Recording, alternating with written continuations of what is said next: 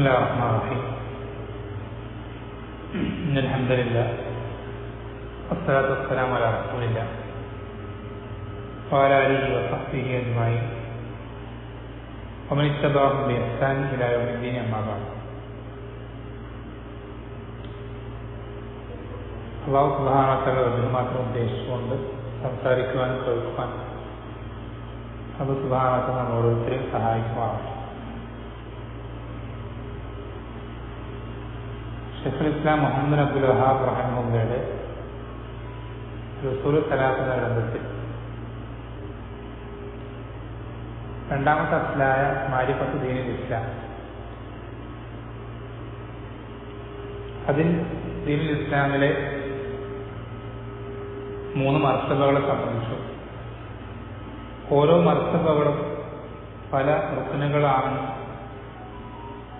അതിലെ ഓരോ റുക്നുകളെ സംബന്ധിച്ച് നമ്മൾ സംസാരിച്ചു വരികയാണ്. നമ്മൾ അവസാനം പറഞ്ഞു നിർത്തിയത് രണ്ടാമത്തെ റുക്നായ നിസ്കാരത്തെ സംബന്ധിച്ചാണ്.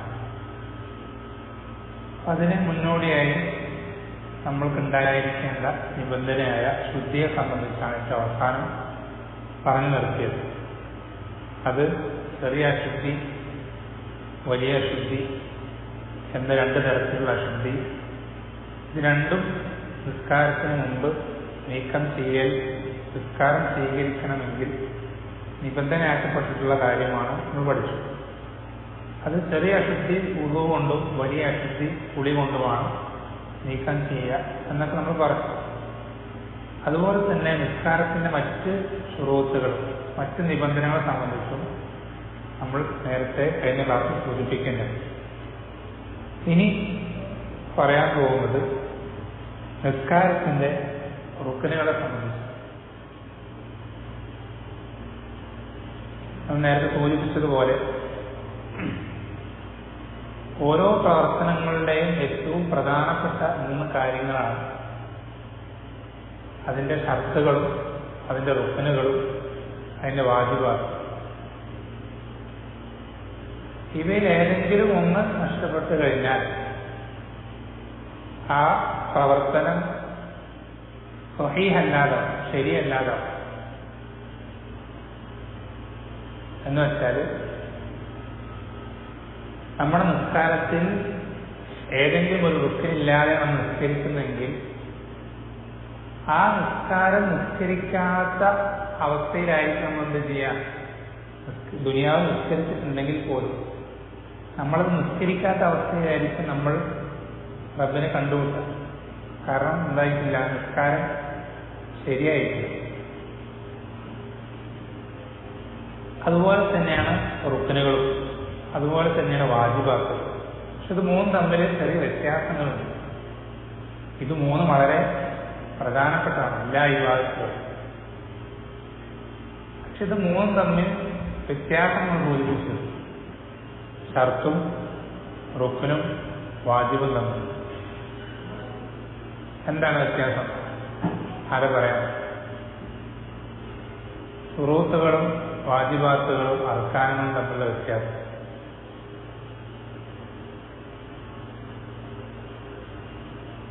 ഷർത്തും റുക്നും തമ്മിലുള്ള വ്യത്യാസം എന്താ?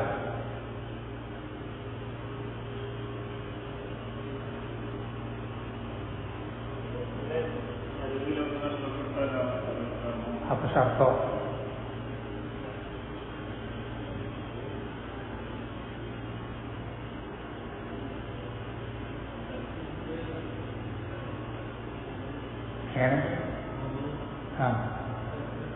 ഷർത്ത് അപ്പൊ റുക്കൻ എങ്ങനെ വരും? അതിന്റെ ഉള്ളിൽ ഉൾപ്പെട്ട ഇൻക്ലൂഡഡ് ആയിട്ടുള്ള കാര്യങ്ങൾക്കാണ് എന്ത് പറയാ, റുക്കനുകൾ എന്ന് പറയും. ഒരു പ്രവർത്തനത്തിൽ ഇൻക്ലൂഡഡ് ആയിട്ടുള്ള മെയിൻ പാർട്ടുകൾക്കാണ് റുക്കനുകൾ എന്ന് പറയും. അതിന്റെ ഉള്ളിൽപ്പെട്ടതായിരിക്കും. നിസ്കാരത്തിൽ പെട്ട പല പ്രവർത്തനങ്ങളായിരിക്കും എന്തുമായിട്ട് വരിക, റുക്കനുകളായിട്ട് വരിക. അതേസമയം ഷർത്തുകൾ എന്ന് പറയുമ്പോൾ അതേപോലെ തന്നെ ഇമ്പോർട്ടൻസിൽ ഒരേ അളവാണ്. പക്ഷെ ഈ ഷർത്തുകൾ നിസ്കാരത്തിന് മുമ്പേ നമുക്ക് ഉണ്ടായിരിക്കേണ്ട കാര്യമാണ്. നിസ്കാരത്തിന് മുമ്പേ നമുക്ക് എന്ത് വേണം? ഷർത്തുകളൊക്കെ നമ്മൾ ഓക്കെ ആയിരിക്കും, എല്ലാ ഷർത്തുകളും. എന്നിട്ട് നമ്മൾ നിസ്കാരത്തിലേക്ക് കടക്കുമ്പോൾ ആ നിസ്കാരത്തിൽ എന്ത് വേണം? എല്ലാ റുക്നുകളും ഓക്കെ ആയിരിക്കും. ഇത് രണ്ടും ഒരേപോലെ ഇമ്പോർട്ടൻസ് ഉള്ള കാര്യങ്ങളാണ്, ഷർത്തും റുക്നും. ഇതിൽ രണ്ടിൽ ഏതെങ്കിലും ഒന്ന് മറന്നിട്ടോ മനഃപൂർവ്വമോ നമ്മളൊന്ന് ഒഴിവായി പോയാൽ നിസ്കാരം ശരിയാവും, നിസ്കാരം ശരിയാവാതെ. എന്നാൽ ഇത് രണ്ടും തമ്മിൽ ഇതിൽ നിന്നും വ്യത്യസ്തമാണെന്ത്? വാജിബാത്ത്. വാജിബാത്തുകൾ ഇത്രത്തോളം ഷർത്തിന്റെ റുക്നിന്റെ ആ ഒരു അത്ര ആ ലെവലല്ല ഇമ്പോർട്ടൻസ് ഉള്ളത്, ഒരു സെക്കൻഡറിയാണ്. എന്താണ് വ്യത്യാസം? എന്താ? ഷർത്തും റുക്നും നമ്മൾ പറഞ്ഞു, മറന്നിട്ടായിക്കോട്ടെ മനഃപൂർവ്വമായിക്കോട്ടെ നമ്മൾ നഷ്ടപ്പെട്ടാൽ നിസ്കാരം ശരിയാവാതെ വീണ്ടും നിസ്കരിക്കണം. പക്ഷേ വാജിബാത്തുകൾ എന്ന് വെച്ചാൽ അത് മനഃപൂർവ്വം അല്ലാതെ പക്ഷെ മറന്നുകൊണ്ട് അല്ലെങ്കിൽ അബദ്ധത്തിൽ നമ്മൾ നഷ്ടപ്പെട്ടു പോയാൽ എന്ത് ചെയ്താൽ മതി? നിസ്കാരം വീണ്ടും മടക്കി നിസ്കരിക്കേണ്ടതില്ല, മറവിയുടെ സുജൂദ് ചെയ്താൽ മതി. അതാണ് വാജിബാത്തുകൾക്ക് ഇത് രണ്ടും തമ്മിലുള്ള വ്യത്യാസം. ഷർത്തും റുക്നും അതിൽ നിന്ന് വാജിബാത്തിനെ വ്യത്യസ്തമാക്കുന്ന കാര്യത. മറന്നുകൊണ്ട് വാജിബ് നഷ്ടപ്പെട്ടാൽ സഹുവിന്റെ സുജൂദ് ചെയ്താൽ മതിയാകും. എന്നാൽ ഷർത്തും റുക്നും അത് മറന്നിട്ടാണെങ്കിലും അല്ലാതാണെങ്കിലും നഷ്ടപ്പെട്ടാൽ വീണ്ടും എന്ത് ചെയ്യണം? മടക്കി നിസ്കരിക്കണം. മനസ്സിലായി? വ്യത്യാസം മനസ്സിലായി? അപ്പൊ അതിന് നമ്മൾ ഷർത്തുകളാണ് നേരത്തെ പറഞ്ഞത് കഴിഞ്ഞ ക്ലാസ്സിൽ. നിസ്കാരത്തിന്റെ ശുറൂത്തുകൾ മാത്രമേ പറഞ്ഞു. ഇനി നമുക്ക് പറയാനുള്ളത് നിസ്കാരത്തിന്റെ അർക്കാൻ റുക്നുകളാണ്. നിസ്കാരത്തിന്റെ റുക്നുകളെ സംബന്ധിച്ചാണ്. നിസ്കാരത്തിന്റെ റുക്നുകൾ 14. നിസ്കാരത്തിന്റെ റുക്നുകൾ 14.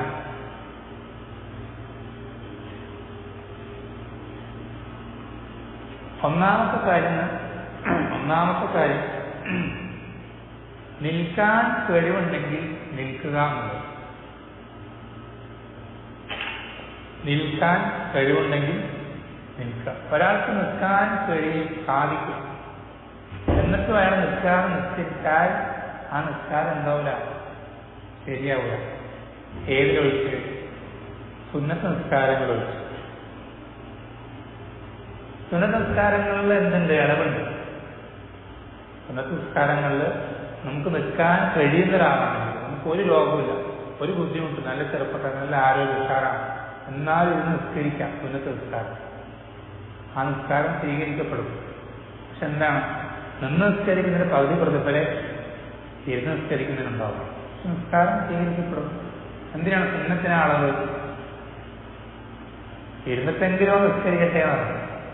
ഇരുന്നിട്ടെങ്കിലും നിസ്കരിക്കട്ടെ. നിസ്കാരം എങ്ങനെയും സുന്നത്തുകളെ എങ്ങനെയെങ്കിലും പരമാവധി വർദ്ധിപ്പിക്കാന്നുള്ളതാണ്.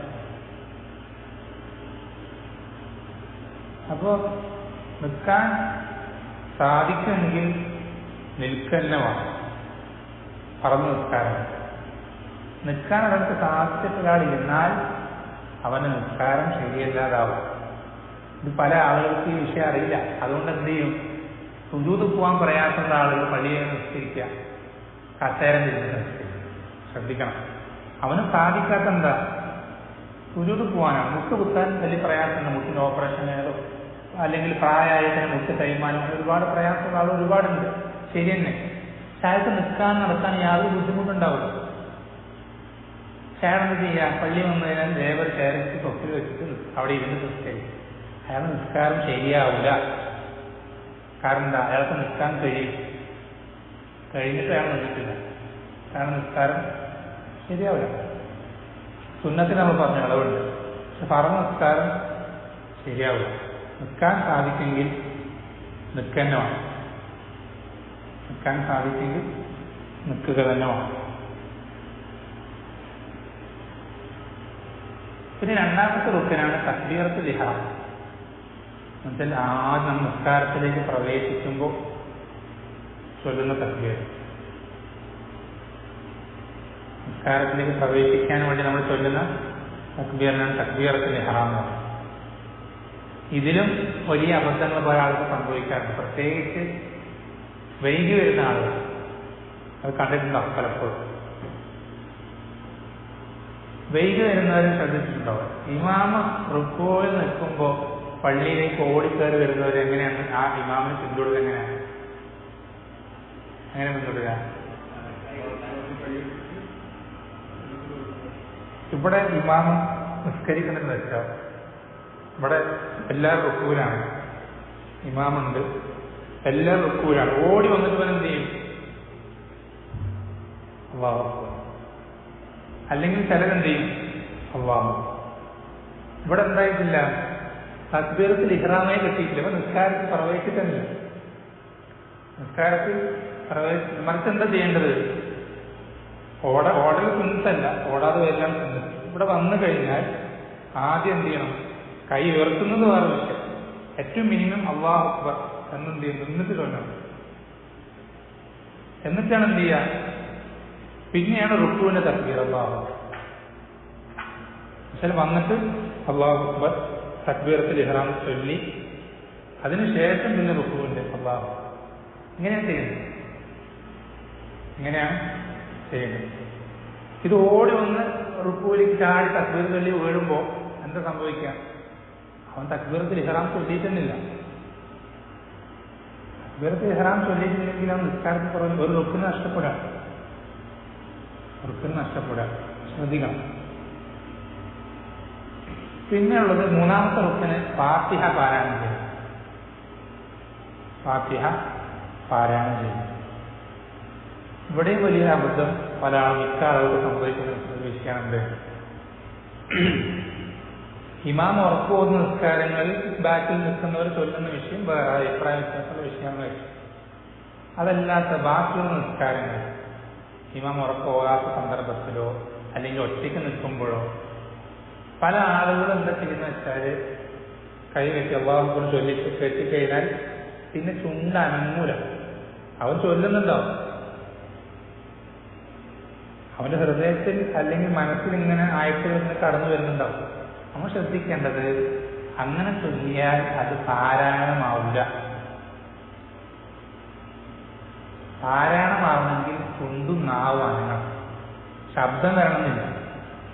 ചുണ്ടും നാവും അനങ്ങിയാൽ കഴിച്ചാൽ എന്താവുള്ളൂ? പാരായണം എന്ന് പറയും.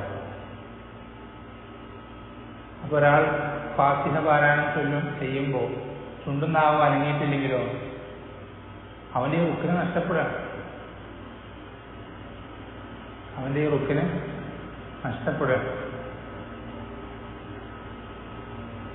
അപ്പൊ അവൻ ഫലത്തിൽ എന്ത് ചെയ്തിട്ടില്ല? ഫാത്തിഹ പാരായണം ചെയ്തിട്ടില്ല.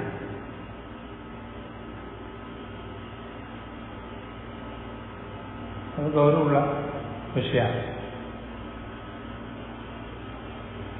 പിന്നെ നാലാമത്തെ റുക്കിന് റുക്കുവാണ്.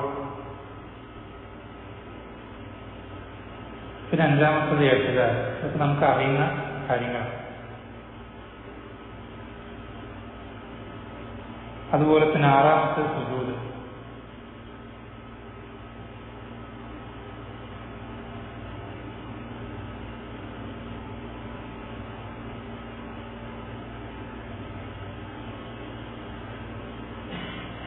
ഏഴാമത്തത് സുജൂദിൽ നിന്ന് ഉയരുക.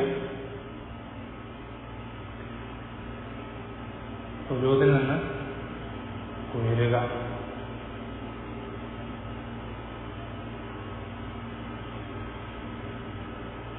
എട്ടാമത്തത് രണ്ട് സുജൂദുകൾക്കിടയിൽ ഇരുത്തം.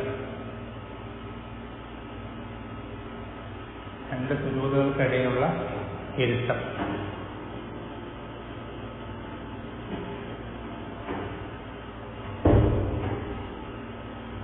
ഒമ്പതാമത്തെ റുക്കിന് വളരെ പ്രധാനപ്പെട്ട റുക്കിനാണ്. തുമഈനത്ത് എന്ന് പറയാം അറബിയിൽ. എന്താ പറയാ, അടക്കമെന്നോ ഒതുക്കമെന്നോ. പക്ഷെ ഒരു റുക്കിനിൽ നമ്മൾ എത്തിക്കഴിഞ്ഞാൽ, ഇപ്പൊ റുക്കോയിൽ നമ്മൾ റുക്കോ ഒരു റുക്കിനായി പറഞ്ഞത്, റുക്കോയിൽ എത്തിക്കഴിഞ്ഞാൽ അവിടെ ഒന്ന് എന്ത് ചെയ്യണം?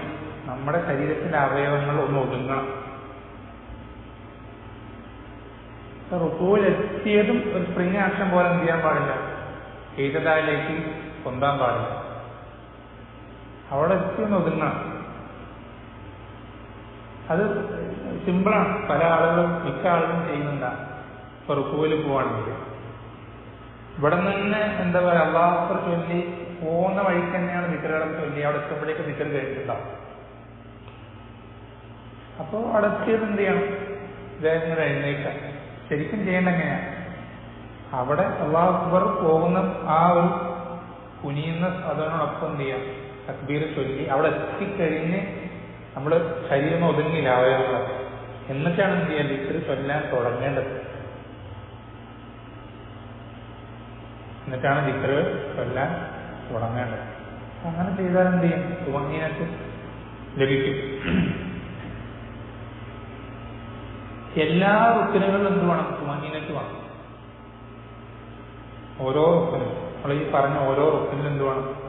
അത് ഏറ്റവും കുറവ് കാണുന്നത് എഴുത്തുകാരിലും അതുപോലെ തന്നെ 2 സുജൂദുകൾക്കിടയിൽ ഇരുത്തത്തിലാണ്. അധികം ആളുകൾ എന്ത് ചെയ്യാറില്ല. ഈ 2 റുക്നുകളിലും തുമഅനീനത്ത് പാലിക്കാറുണ്ട്. എഴുത്തുകാരെന്ന് പറഞ്ഞാൽ തന്നെ നേരെ ആവാണ്. പല ആൾക്കാരും മുതുക് നേരെ ആവില്ല. എഴുത്തുകാരിൽ ശ്രദ്ധിച്ചാൽ മനസ്സിലാവും. റുക്കുവും നേരെ നിവർന്ന് മുതുക് നേരെ ആവുന്നതിന് മുമ്പ് എന്ത് ചെയ്യും? സുജൂദ് പോകും. അതുപോലെ തന്നെ സുജൂദെന്ന് ഇരുന്ന് നേരെന്ന് അവന്റെ ശരീരം ഒതുങ്ങുന്നതിന് മുമ്പ് എന്ത് ചെയ്യും? പക്ഷെ അവന്റെ അടക്കം ഒതുങ്ങുന്നില്ല. അവൻ അനങ്ങി ആ അനക്കത്തിൽ തന്നെയാണ് എന്ത് ചെയ്യുന്നത്? അതേ മോഷനിൽ തന്നെയാണ് എന്ത് ചെയ്യുന്നത്? അവൻ അടുത്ത സുജൂദിലേക്ക് പോകുന്നു. ആ അനക്കമൊന്ന് ഒതുങ്ങണം. അവയവങ്ങൾ അനങ്ങാത്ത രൂപത്തിൽ ഒന്ന് ഒതുങ്ങണം. ഇതാണ് തുമഅനീനത്ത് പറയുന്നത്. അങ്ങനെ ഒതുങ്ങൽ ഓരോ റുക്നിലും ഒതുങ്ങണം. അങ്ങനെ ഓരോ റുക്നിലും ഒതുങ്ങൽ മറ്റൊരു റുക്ന്, 9ാമത്തെ റുക്ൻ.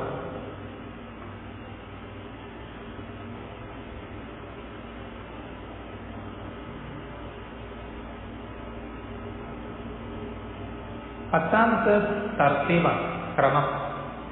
ഈ ക്രമത്തിൽ തന്നെ ചെയ്യണം. ആദ്യം റുക്കോൾ, പിന്നെ ഇഅ്തിദാൽ, പിന്നെ സുജൂദ്, അങ്ങനെ.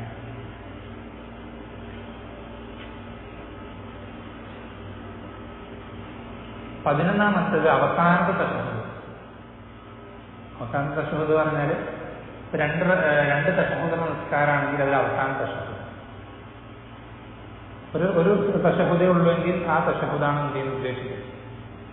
സലാം കൊടുക്കുന്നത് തൊട്ടുമ്പോൾ തശഹുദ്. അതിന്റെ അർത്ഥം എന്താ?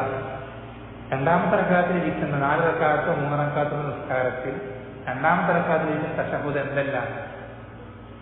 റുക്നല്ല. അതെന്താണ്? വാജിബ് വരുന്നത്. ഈ തശഹുദ് അത് റുക്നാണ്.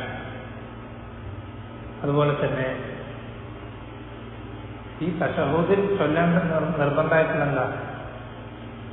നിർബന്ധമായിട്ടും ചൊല്ലേണ്ട എന്താ? ഈ തശഹുദ്, അവസാന തശഹുദ് അത്തഹിയാത്തും സ്വലാത്തും.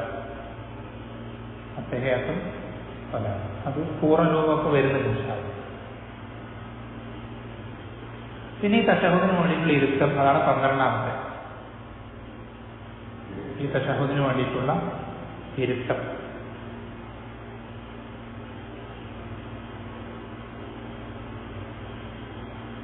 പിന്നെ 13 നബിസല്ലല്ലാഹു പേരിൽ സ്വലാത്ത് ചൊല്ലുന്നത്.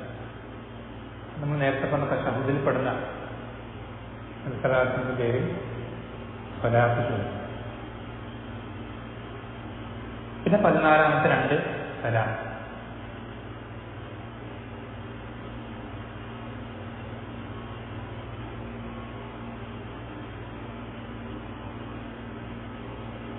ഇതിൽ പലതിലും നമുക്ക് അഭിപ്രായ വ്യത്യാസങ്ങളിലേക്കൊന്നും കടക്കുന്നില്ല. കാരണം എന്താ പറയാ, ഇപ്പോൾ അഭിപ്രായ വ്യത്യാസങ്ങൾ കടന്ന് ശരിയാവും.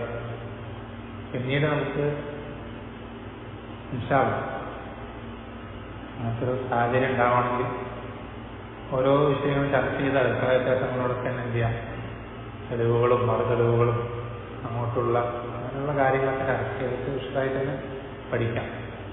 പലതിലും പല വിഷയങ്ങളിലും എന്തുണ്ട്, പല അഭിപ്രായ വ്യത്യാസങ്ങളുണ്ട്.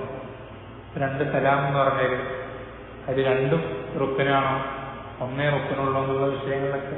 കാരണം എന്താ പറയുക, സിനിമ ചില സന്ദർഭങ്ങളിൽ ഒറ്റ സലാം മാത്രം വീട്ടിലായിട്ട് ഹദീസുകൾ വന്നിട്ടുണ്ട്. അത് സ്വഹിയാണോ, അങ്ങനെയൊക്കെ ഒരുപാട് ചർച്ചകളാണ്, വിഷയങ്ങൾ വരുന്നത്. നമ്മളിപ്പോൾ പറയുന്നത് എന്താ പറയാ, പൊതുവെ പണ്ഡിതന്മാർ റാജിഹായിട്ട് പറയുന്ന, പ്രത്യേകിച്ച്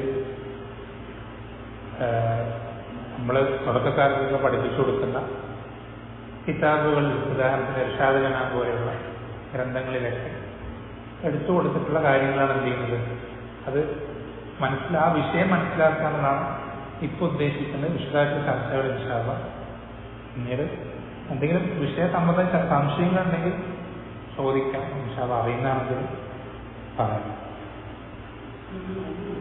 എങ്ങനെ അത് ശുറൂത്തുകളുടെ കൂടെ നമ്മൾ കഴിഞ്ഞ ദിവസം സംസാരിച്ചു. അതായത് നിസ്കാരത്തിന്റെ ഉള്ളിൽ പെടുന്ന കാര്യങ്ങളാണ് എന്ത് പറയാം, അർക്കാനുകൾ എന്ന് പറയും. നിസ്കാരത്തിന് മുമ്പേ നമുക്ക് ഉണ്ടായിരിക്കേണ്ട കാര്യങ്ങൾ ശുറൂത്തുകളുടെ പെടും. അതൊക്കെ നമ്മൾ കഴിഞ്ഞ പ്രാവശ്യം സംസാരിച്ചു. ശുദ്ധിയും കിബിലക്ക് തിരിയലും ഔറത്തുമുറം, ഇത് നിസ്കാരത്തിന് ഉള്ളിൽ പെടുന്ന കാര്യങ്ങൾ. ഇതാണ് റുക്നുകൾ. ഇനി അടുത്തത് വാജിബാത്ത്. വാജിബാത്തുകൾ 8 വാജിബാത്തുകൾ, നിസ്കാരത്തിന്റെ വാജിബാത്തുകൾ 8. ഒന്നാമത്തത് തക്ബീറത്തുൽ ഇഹ്റാം ഒഴിച്ചുള്ള ബാക്കിയുള്ള തക്ബീറുകൾ. തക്ബീറത്തുൽ ഇഹ്റാമിന്റെ വിധി എന്താ, റുക്ന. അതൊഴിച്ച് ബാക്കിയുള്ള തക്ബീറുകളൊക്കെ, റുക്കൂ പോകുമ്പോൾ തക്ബീറുണ്ട്, സുജൂദ് പോകുമ്പോൾ തക്ബീറുണ്ട്, അങ്ങനെ കുറേ തക്ബീറുകളുണ്ട്. ആ തക്ബീറുകളൊക്കെ വാജിബാണ്.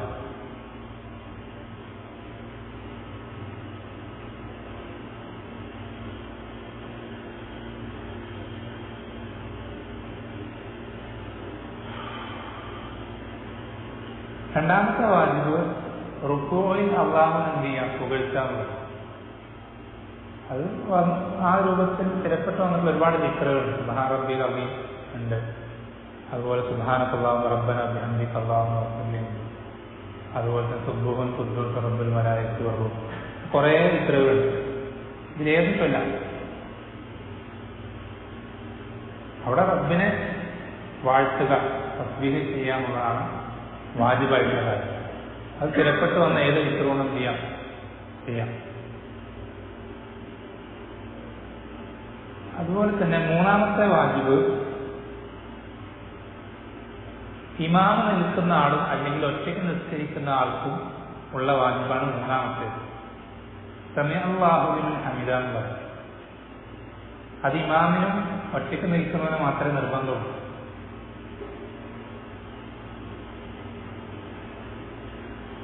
ഒറ്റയ്ക്ക് നിസ്കരിക്കുന്ന ഒരാൾക്കും അല്ലെങ്കിൽ ജമാഅത്തായി നിസ്കരിക്കുമ്പോൾ ഇമാമിനും മാത്രമേ സമീഅ അല്ലാഹു ലിമൻ ഹമിദ നിർബന്ധമുള്ളൂ.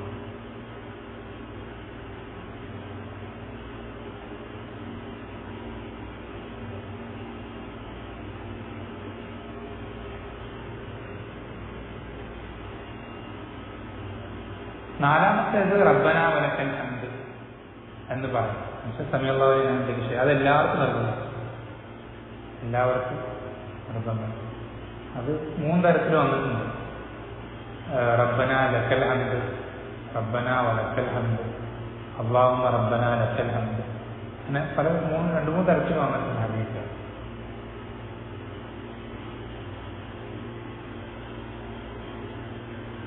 ആണ് നാലാമത്തെ. അഞ്ചാമത്തെ വാജിബ് സുജൂദില് അല്ലാഹുവിനെ എന്ത് ചെയ്യാം, തസ്ബീഹ് ചെയ്യാനുള്ളത്. അല്ലെങ്കിൽ ആ സുജൂദിൽ വന്നിട്ടുള്ള സ്ഥിരപ്പെട്ട ഏതെങ്കിലും പ്രാർത്ഥനകളിൽ ഒന്ന് നമ്മൾ സുജൂദിൽ പ്രാർത്ഥിക്കാം. അതായത് റുക്കൂവിൽ വന്നതിനേക്കാൾ റുക്കൂവിൽ വന്ന മിക്ക പ്രാർത്ഥനകളും അല്ലെങ്കിൽ ദിക്റുകളും സുജൂദിനും കൂടെ ചേർത്തി വന്നിട്ടുള്ളൂ. പിന്നെ അതിനും പോരായിട്ട് എന്ത് ചെയ്തിട്ടുണ്ട്, സുജൂദിൽ മാത്രമായി പല ദിക്റുകളും പ്രത്യേകം വന്നിട്ടുണ്ട്. റുക്കൂവിൽ ചൊല്ലാൻ പഠിപ്പിച്ചിട്ടില്ലാത്ത പല പ്രാർത്ഥനകളും സുജൂദിൽ മാത്രം ചൊല്ലാനായിട്ട് പലതും വന്നിട്ടുണ്ട്. അതിലേതെങ്കിലും എന്ത് ചെയ്യാം, ചൊല്ലൽ വാജിബാണ്. പിന്നെ ആറാമത്തത് 2 സുജൂദുകൾക്കിടയിൽ റബ്ബി ഗഫിർലി എന്ന് ചൊല്ലും. രണ്ട് സുജൂദുകൾക്കിടയിൽ റബ്ബി ഗഫിർലി എന്ന് പറയും.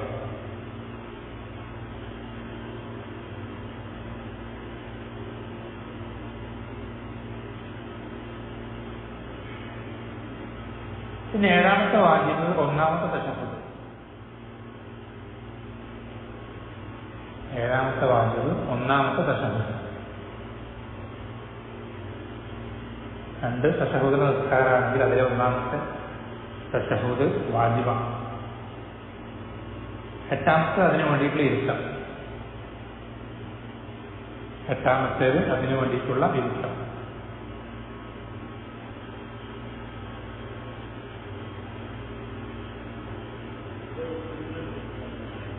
എങ്ങനെ റുക്നിൽ പറഞ്ഞത് രണ്ടാമത്തെ തശഹ്ഹുദ് അല്ലെങ്കിൽ അവസാനത്തെ തശഹ്ഹുദാണ്.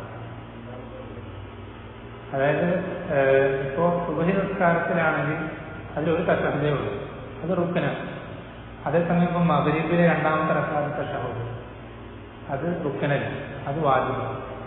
അതുപോലെ ഇശായിലെ രണ്ടാമത്തെ റക്അത്ത് തശഹ്ഹുദ് അതൊക്കെ വാജിബാണ്. രണ്ട് തശഹ്ഹുദുള്ള നിസ്കാരത്തിലെ ഒന്നാമത്തെ തശഹ്ഹുദ് അത് റുക്നല്ല. അതേസമയം പൊതുവെ എല്ലാ നിസ്കാരങ്ങളിലെയും അവസാനത്തെ തശഹ്ഹുദ് അത് റുക്നാണ്.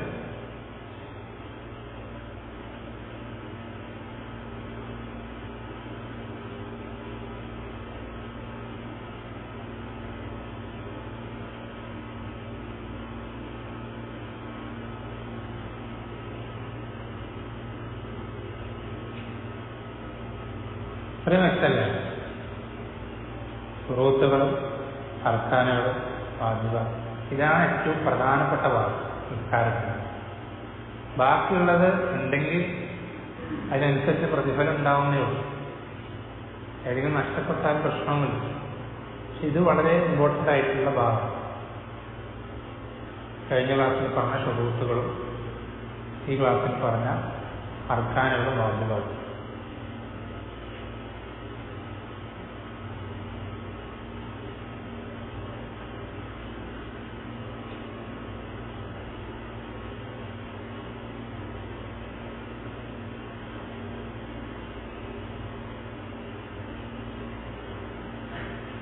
അപ്പോ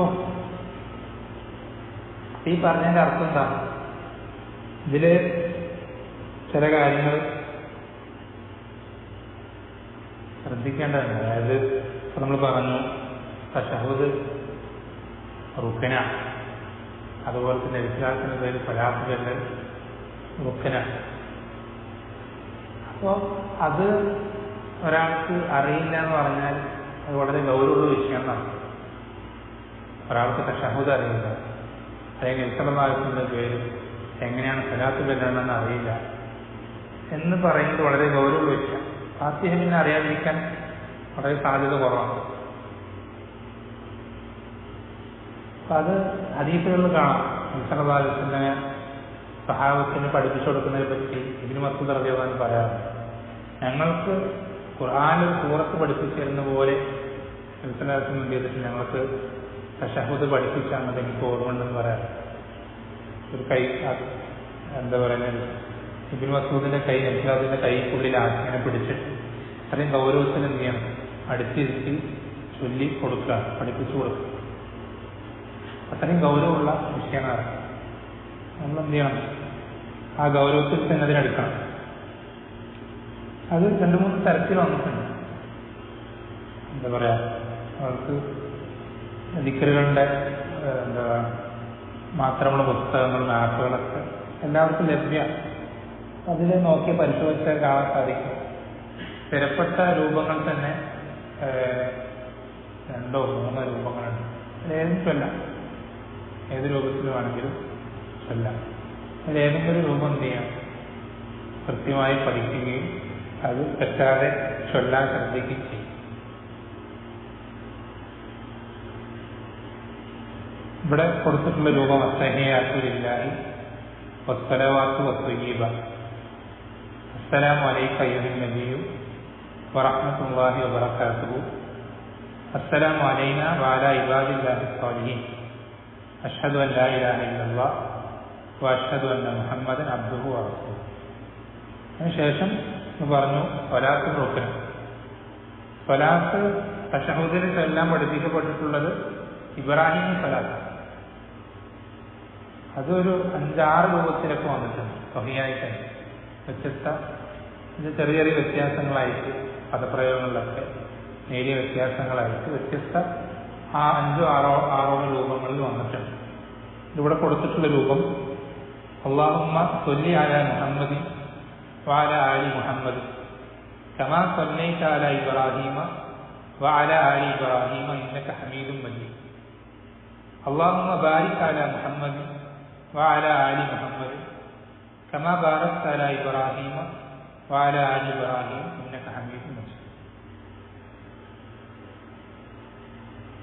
ഇനി നിസ്കാരത്തിന്റെ സുന്നത്തുകളെ സംബന്ധിച്ച്. സുന്നത്ത് പറയുമ്പോൾ നേരത്തെ പറഞ്ഞതിന് അത്ര ഗൗരവമില്ല എന്നുള്ളത് ശരി തന്നെയാണ്. പക്ഷെ നമ്മൾ എന്ത് ചെയ്യണം? പരമാവധി സുന്നത്തുകൾ വർദ്ധിപ്പിക്കാൻ ശ്രമിക്കാം. ഇത് സുന്നത്താണെന്ന് പറയുമ്പോൾ നമ്മൾ എന്ത് ചെയ്തിട്ട് ഈ ഫിഖ് പഠിക്കുന്ന ആളുകളുടെ ഒരു എന്താ പറയാ,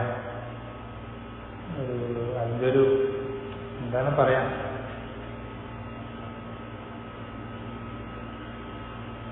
എങ്ങനെയെങ്കിലും പരമാവധി റബ്ബിലേക്ക് അടുക്കണം എന്നുള്ള ലക്ഷ്യം കൊണ്ടല്ലാതെ ഫിഖ് പഠിക്കുന്ന ആളുകളുടെ അവർക്ക് പറ്റുന്നൊരു അപകടമാണ്. എന്താണ്?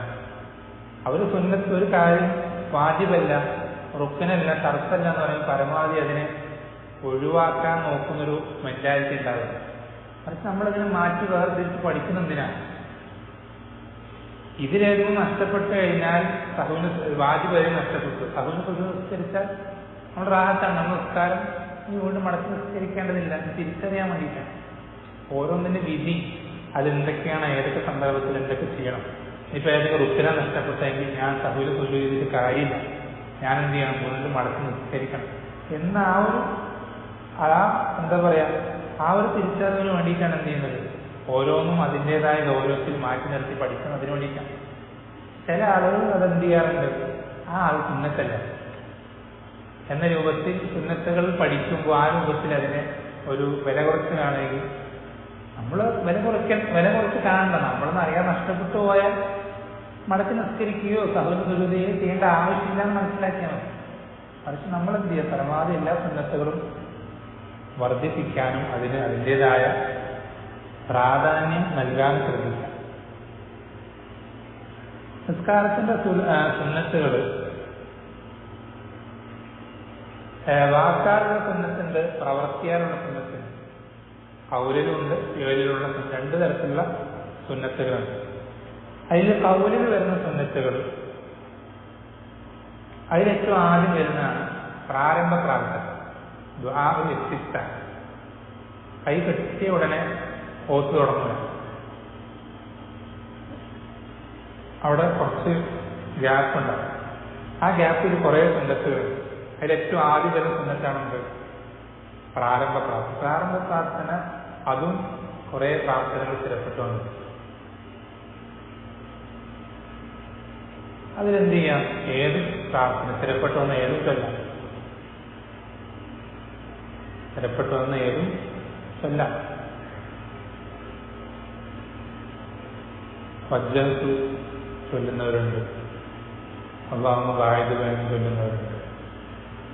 അതുമല്ലാതെ രാത്രി നിസ്കാരം മാത്രം നിസ്കാരത്തിന് ദുആഉൽ ഇസ്തിഫ്താഹായി ചൊല്ലിയ പ്രാർത്ഥനകളൊക്കെ ഉണ്ട്. അല്ലാഹുമ്മ റബ്ബ ജിബ്രായീൽ, അങ്ങനെ ഒരുപാട് പ്രാർത്ഥനകൾ പ്രാരംഭ പ്രാർത്ഥനയിൽ പഠിപ്പിക്കും. അതിനേക്കാൾ വളരെ ലഘുവായും വന്നിട്ടുണ്ട്. അല്ലാഹു അക്ബർ കബീറ, അൽഹംദുലില്ലാഹി കസീറ, സുബ്ഹാനല്ലാഹി വബിഹംദിഹി. ഇങ്ങനെ ചെറുതും വലുതായ പല പ്രാർത്ഥനകളും വന്നിട്ടുണ്ട്. ഇത് സ്ഥിരപ്പെട്ട ഏതും ചൊല്ലാം, ഏതും ചൊല്ലാം. അതിനുശേഷമാണ് എന്ത് ചെയ്യാം, അഊദു ബിസ്മിയും ചൊല്ലും. അതിനുശേഷമാണ് അഊദു ബിസ്മി. ഇതൊക്കെ പതുക്കെയാണ്. ആരംഭ പ്രാർത്ഥനയും അഊദും ബിസ്മിയൊക്കെ പതുക്കെ. അതിനുശേഷമാണ് എന്ത് ചെയ്യുക, ഫാത്തിഹ ആരംഭിക്കുക. അൽഹംദുലില്ലാഹി റബ്ബിൽ ആലമീൻ.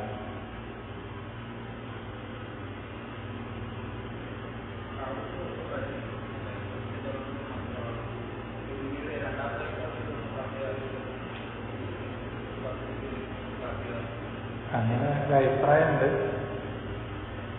കാരണം എന്താ വെച്ചാൽ നമ്മൾ തീരെ പാരായണം ചെയ്യാത്തൊരവസ്ഥയിൽ നിന്ന് തുടങ്ങുമ്പോഴാണ് ഹൗദ് വേണ്ടത് എന്ന അഭിപ്രായം പറയുന്ന പണ്ഡിതന്മാർ ഈ രൂപത്തിൽ എന്ത് മതി, 10 റക്അത്തിൽ മാത്രം മതി എന്ന് പറയുന്ന പണ്ഡിതന്മാർ.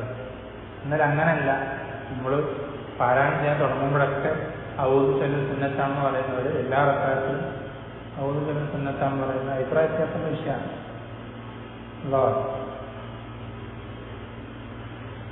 പിന്നെ മറ്റൊരു സുന്നത്താണെന്ത്, ആമീൻ പറയും.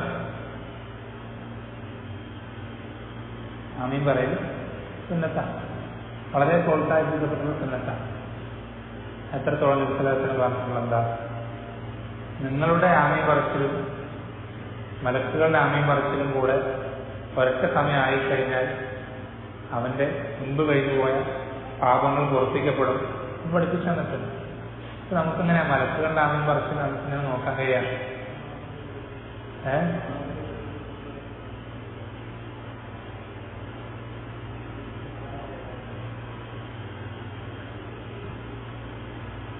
അത് നമുക്ക് ഉറപ്പിക്കാൻ യാതൊരു നിർവാഹമില്ല. നമ്മൾ പരമാവധി സുന്നത്തനുസരിച്ചിട്ട് ആമീൻ പറഞ്ഞു കഴിഞ്ഞാൽ മലക്കുകളുടെ ആമീനോട് യോജിക്കാൻ പരമാവധി ചാൻസ് ഉണ്ട്, അത്രേ ഉള്ളൂ. പരമാവധി സുന്നത്തിനോട് യോജിച്ച രൂപത്തിൽ ആമീൻ പറയാൻ ശ്രമിക്കുക. അതെങ്ങനെയാണ് സുന്നത്തിനോട് യോജിച്ച രൂപത്തിൽ ആമീൻ പറയാം? ഇമാമിനോടൊപ്പം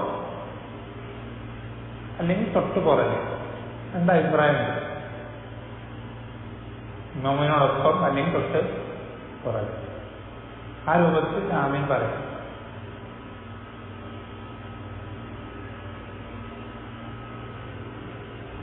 അതിൽ നമ്മൾ വെറുതെ ബേജാറാണ്ട കാര്യമില്ല. റബ്ബിനറിയാം. നമുക്ക് മലക്കുകൾ ആമീൻ പറയുന്നത് നമ്മൾ കേൾക്കുന്നില്ലെങ്കിലും റബ്ബ് കേൾക്കുന്നുണ്ട്, കാണും, അറിയുകയും ചെയ്യുന്നുണ്ട്. നമ്മുടെ തെറ്റുകൾ പുറത്തു തരുന്നത് നമ്മളല്ലല്ലോ, റബ്ബ്. നമ്മൾ അറിഞ്ഞിട്ടില്ല കൊണ്ട് റബ്ബ് പുറത്തു തരാതിരിക്കുന്നില്ല, ബേജാറാണ്. നമ്മൾ പരമാവധി സുന്നത്തനുസരിച്ച് എന്ത് ചെയ്താൽ മതി, ആമീൻ പറയാൻ ശ്രദ്ധിച്ചാൽ മതി. അതുപോലെ തന്നെ മറ്റൊരു സുന്നത്താണ് നമ്മൾ നേരത്തെ പറഞ്ഞ തസ്ബീഹാത്ത് അല്ലെങ്കിൽ പ്രാർത്ഥന അല്ലെങ്കിൽ ദിക്റുകൾ, റുക്കൂലും സുജൂദിലൊക്കെ ഉള്ളത്. അതിൽ ഒരു പ്രാവശ്യം പറയലാണ് വാജിബ്, ഒന്നിൽ കൂടുതൽ പറയൽ സുന്നത്താണ്. സുബ്ഹാന റബ്ബിയൽ അസീം എന്ന റുക്കൂയിൽ ഒരു പ്രാവശ്യം പറയലാണ് വാജിബ്. എന്നാൽ 2ഉം 3ഉം ഒക്കെ ആക്കി വർദ്ധിപ്പിക്കുന്നത് സുന്നത്താണ്.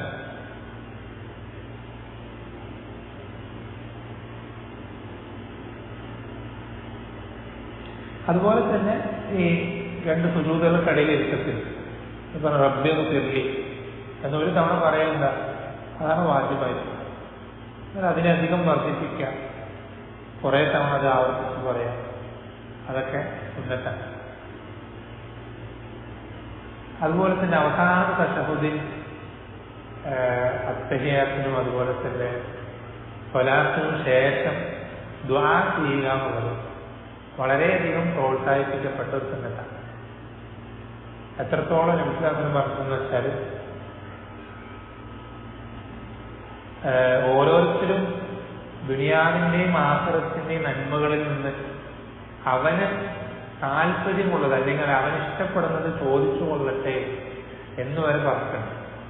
പക്ഷെ പ്രാർത്ഥനയ്ക്ക് വളരെയധികം ഉത്തരം കിട്ടുന്നൊരു സമയമാണ് ഏത്, തഹിയ്യത്തും സ്വലാത്തും കഴിഞ്ഞതിന് ശേഷമുള്ള സംഭവം. മിക്ക ആൾക്കാരും ചെയ്യണ്ട, നിങ്ങൾ തരാൻ വേണ്ടിയിട്ട് കൈ വരുന്നത്, അവൻ കൈ വരുന്ന പ്രാർത്ഥിക്കാൻ വേണ്ടി. പ്രാർത്ഥനയ്ക്ക് ഉത്തരം കിട്ടുന്ന വളരെ പ്രധാനപ്പെട്ട സന്ദർഭം വേസ്റ്റ് ആക്കിയിട്ടാണ് എന്ത് ചെയ്യുന്നത്, വേഗം തരാൻ കിട്ടുന്നത്. ശ്രദ്ധിക്കണം. നിസ്കാരശേഷം പ്രാർത്ഥിക്കണ്ടെന്നല്ല, നിസ്കാരശേഷം പ്രാർത്ഥിക്കണ്ടെന്നല്ല, പക്ഷെ നിസ്കാരം സലാം വെക്കുന്നതിന് മുമ്പ് പ്രാർത്ഥനയ്ക്ക് ഉത്തരം കിട്ടുന്ന പഠിപ്പിച്ചു എന്നുള്ള വളരെ പ്രധാനപ്പെട്ട സന്ദർഭം. ആ സന്ദർഭം നമ്മൾ എന്ത് ചെയ്യണം, ഉപയോഗപ്പെടുത്തണം.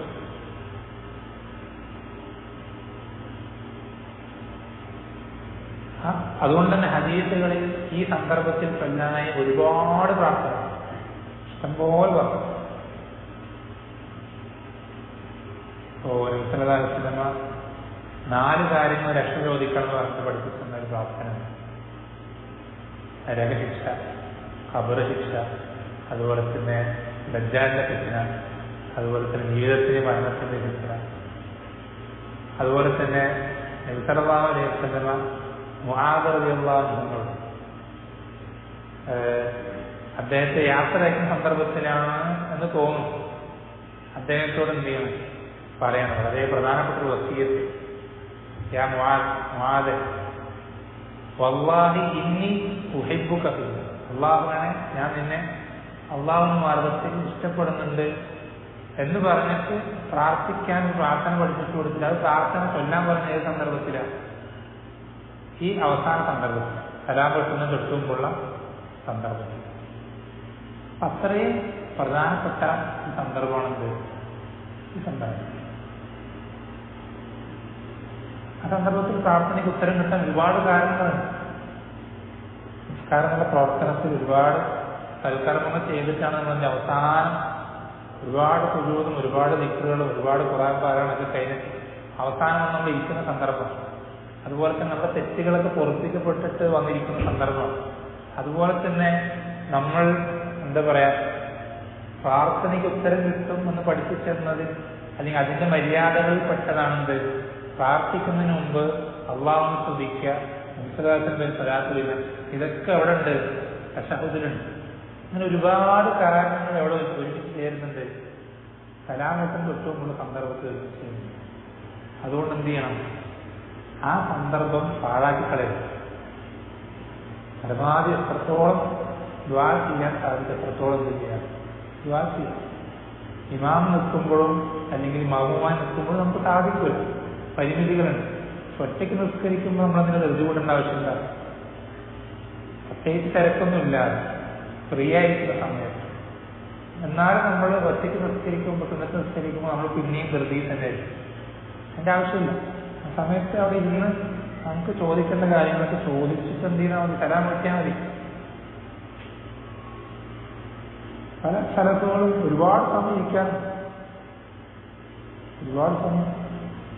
ഷെയ്ഖ് ഉമർ പറഞ്ഞിരുന്നു, ഷെയ്ഖ് ഇബ്നു ഉസൈമീൻ പറയുന്നതൊക്കെ അരമണിക്കൂർ ഇരിക്കാൻ. ഈ ഒരു സലാമത്തിന് അവസാന തശഹുദിന്റെ സമയത്ത് സുന്നത്ത് നിസ്കാരങ്ങൾ അദ്ദേഹം എന്ത് ചെയ്യാറുണ്ട്, അരമണിക്കൂറോളം ഇരിക്കാറുണ്ട്. അത് വളരെ ഗൗരവപ്പെട്ട ഒരു സന്ദർഭം.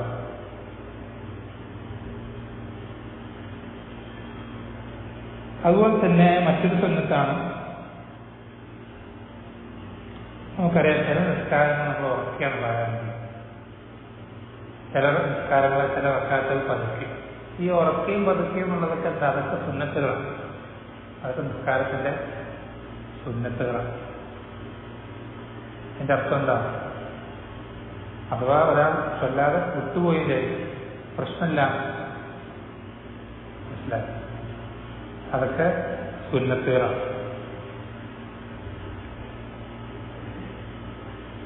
അതുപോലെ തന്നെ നമ്മൾ നേരത്തെ പറഞ്ഞു ഫാത്തിഹ എന്ന് റുക്നാണ്. ഫാത്തിഹയ്ക്ക് ശേഷമുള്ളതോ സൂറത്തുകൾ ചൊല്ലൽ സുന്നത്താണ്.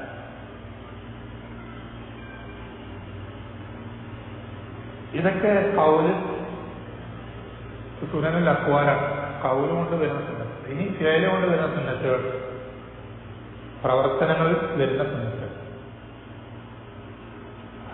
അതിൽപ്പെട്ടതാണെന്ത്, നിൽക്കുന്ന സമയത്ത് ഇടത് കൈയിന്റെ മേൽ വലത് കൈ വയ്ക്കാം. നൃത്തത്തിൽ എന്ത് ചെയ്യുക, ഇടത് കൈയുടെ മേൽ വലത് കൈ വയ്ക്കാം എന്നുള്ളത് അത് ഒരു സുന്നത്താണ്.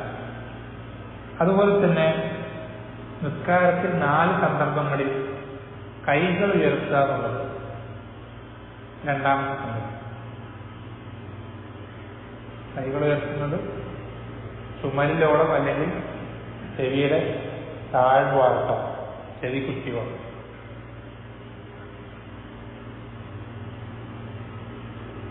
അതായത് 4 സന്ദർഭം. ഒന്നാമത്തെ തക്ബീറത്തുൽ ഇഹ്റാം, പിന്നെ റുക്കൂയിൽ പോകുമ്പോൾ, പിന്നെ റുക്കൂയിൽ നിന്ന് ഉയരുമ്പോൾ, പിന്നെ രണ്ടാമത്തെ അല്ലെങ്കിൽ ഒന്നാമത് തശഹുദിന് എഴുന്നേൽക്കും. ഒന്നാമത് തശഹുദ് കഴിഞ്ഞ് എഴുന്നേൽക്കും. പക്ഷെ രണ്ടാമത്തെ റക്അത്തിന് ശേഷം മൂന്നാമത്തെ റക്അത്തിലേക്ക് എഴുന്നേൽക്കും. ഈ 4 സന്ദർഭങ്ങളിൽ കൈകൾ ഉയർത്തുക എന്നുള്ളതാണ് സുന്നത്താണ്. മൂന്നാമത്തെ സുന്നത്ത് റുക്കൂ ചെയ്യുമ്പോൾ മുതുക് തലയും ഒരേ നിരത്തിൽ വരിക എന്നുള്ളത് മൂന്നാമത്തെ സുന്നത്ത്. റുക്കൂ ചെയ്യുമ്പോൾ മുതുകും തലയും ഒരേ നിരത്തിൽ വരിക. റുക്കൂ ചെയ്യാൻ സിമ്പിളായിട്ട് എന്ത് ചെയ്താൽ മതി എന്നറിയാം. ആദ്യം കാല് മുട്ട് വളയ്ക്കാതെ നേരെ മുട്ട് കാല് രണ്ടും വളയരുത്. പിന്നെ കൈ രണ്ടും വളയ്ക്കാതെ 2 കൈമുട്ടുകളും വളയ്ക്കാതെ. പിന്നെ എന്ത് ചെയ്യാം, കൈയിന്റെ ഉൾഭാഗം കൈ പറ്റി മുട്ടിൽ വയ്ക്കുക. തൊടയിലല്ല, താഴെ കണങ്കാലല്ല, മുട്ടിൽ വയ്ക്കുക. എന്നിട്ട് നമ്മൾ സുജൂദ് ചെയ്യുന്ന ഭാഗത്തേക്ക് നോക്കിക്കഴിഞ്ഞാൽ റുക്കൂ കറക്റ്റായി. അത്രയും ശ്രദ്ധിച്ചാൽ മതി. 2 കാൽമുട്ട് വളയാതെ നോക്കുക, 2 കൈമുട്ട് വളയാതെ നോക്കുക, 2 കൈപ്പത്തിയും കാൽ മുട്ടിൽ വയ്ക്കുക. മുട്ടിൽ തന്നെ ആയിരിക്കണം, കറക്റ്റ് പൊസിഷനിൽ വെക്കുക. അതുപോലെ തന്നെ നമ്മൾ സുജൂദ് ചെയ്യുന്ന നെറ്റി വെക്കുന്ന ഭാഗത്തേക്ക് നോക്കുക. ഇത്രയും ചെയ്താൽ റുക്കൂ കറക്റ്റാവും. മുതുകും തലയും ഒരേ നിരപ്പാവും.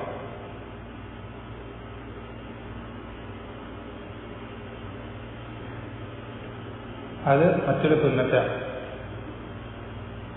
4-മത്തേത്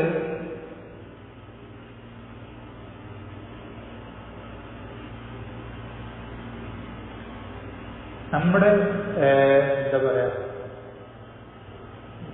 ശരീരത്തിന്റെ വശം, മുതുകിന്റെ സൈഡ്, അതും ഈ ഒരു ഭാഗവും കൈത്തണ്ട, ഇതും സുജൂദിൽ തട്ടാതിരിക്കാം.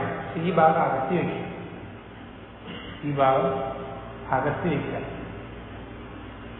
അതുപോലെ തന്നെ തൊടയിൽ വയർ, ഇതും രണ്ടും തമ്മിൽ ടച്ചാവരുത്. ഇതും രണ്ടും തമ്മിൽ എന്താവരുത്, ടച്ച്. ഇത് രണ്ടും ടച്ചാവാതെ അകത്തി വയ്ക്കാന്നുള്ള എന്താ സുന്നത്താണ്. അകത്തി വയ്ക്കാന്നുള്ളത് സുന്നത്താണ്. എന്നുവെച്ചാൽ സുജൂദിൽ നമ്മുടെ വയർ എന്ത് ചെയ്യരുത്, അമർന്ന് കിടക്കരുത്. തുടമ തട്ടിയിട്ട് അത്രയും ടൈറ്റായിട്ടല്ല സുജൂദ് ചെയ്യണം. അതുപോലെ തന്നെ കൈ എന്താവരുത്, മുട്ടിന്റെ ഈ വശം എന്ത് ചെയ്യരുത്, നമ്മുടെ ശരീരത്തിന്റെ വശത്തിൽ തട്ടരുത്. അത് സഹാബത്ത് പറയാറുണ്ട്. ഇസ്ലാമത്തെ സുജൂദ് ചെയ്യുമ്പോൾ എന്ത് ചെയ്യും, പുറകിൽ നോക്കിക്കഴിഞ്ഞാൽ അക്ഷത്തിന്റെ വെളുപ്പ് കാണുമാർ എന്ത് ചെയ്യാറുണ്ട്, ഇസ്ലാമത്തിന് കൈ പരത്തി വെക്കാറുണ്ട്.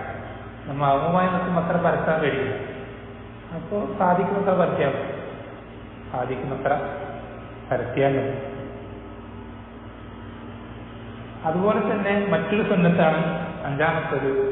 സുജൂദ് ചെയ്യുമ്പോൾ കൈമുട്ട് നിലത്ത് തട്ടാതെ നോക്കാം. നമ്മുടെ മുതുകിൽ തട്ടാതെ, അല്ലെങ്കിൽ ശരീരത്തിന്റെ വശത്ത് തട്ടാതിരിക്കുന്ന കാര്യം പറഞ്ഞു. ഈ കൈയിന്റെ ഭാഗം, കൈത്തണ്ട. ഇനി കൈയുടെ ഈ ഭാഗം, ഈ താഴ്ഭാഗം, ഇത് നിലത്ത് തട്ടാതിരിക്കാം. അതിനെ എന്ത് പറഞ്ഞത്, നായ പരത്തി വെക്കുന്ന പോലെ പരത്തി വെക്കുന്ന പറഞ്ഞത്. അത് അങ്ങനെ എന്താ പറയുക, തട്ടാതെ പൊക്കി വെക്കുന്നത് സുന്നത്താണ്.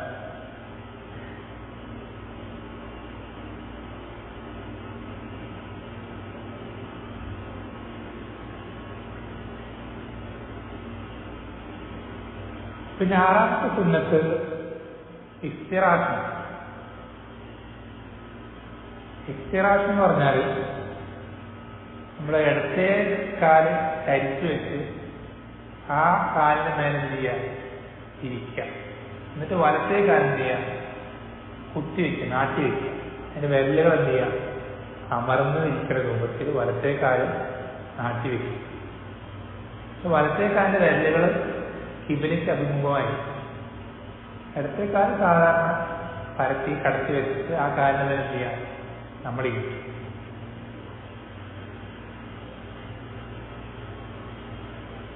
ഇതാണ് പൊതുവെ നിസ്കാരത്തിലെ ഇരുത്തത്തിൽ ഇതാണ് സുന്നത്ത്. ഏത്? ഈ ഇരുത്തത്തിന് എന്ത് പറയാ? ഇഫ്തിറാഷ് എന്ന് പറയും. ഈ ഇരുത്തത്തിനാണ് ഇഫ്തിറാഷ് എന്ന് പറയും. മറ്റൊരു ഇരുത്തമുണ്ട്, അതിന് തവറുക്ക് എന്ന് പറയും. തവറുക്ക് എന്ന് പറഞ്ഞാൽ നമ്മുടെ